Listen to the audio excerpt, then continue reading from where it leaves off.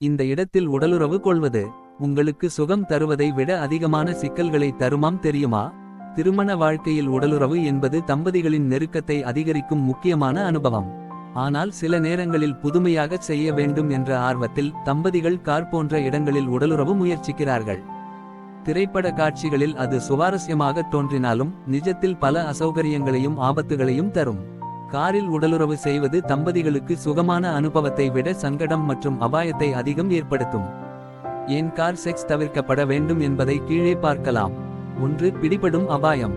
சாலைகள், புறவழிகள் அல்லது பார்க் செய்யப்பட்ட இடங்களில் கார் செக்ஸ் முயற்சி செய்வது மற்றவர்களிடம் அல்லது போலீசிடம் சிக்க வாய்ப்பை அதிகரிக்கும்.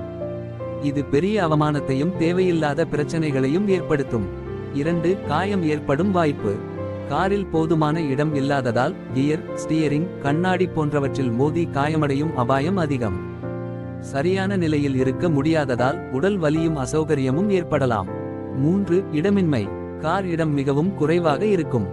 அதனால் சுதந்திரமாக இயங்க முடியாது. இதனால் உண்மையான சந்தோஷம் கிடைக்காது.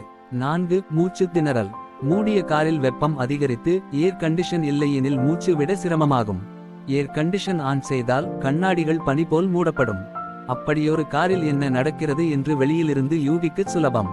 5. தோல் இருக்கைகள். காரில் தோல் இருக்கைகள் இருந்தால் உடலுறவின் போது சரியான வசதியை தராது. சத்தம், இடம் குறைவு, சரியாக அசைய முடியாத நிலை ஆகியவை சுகத்தை கெடுக்கும். எனவே காரில் உடலுறவு செய்வது திரைப்படங்களில் கவர்ச்சியாக தோன்றினாலும் நிஜ வாழ்க்கையில் அது அதிகமான சிரமங்களையும் ஆபத்துகளையும் தரும்.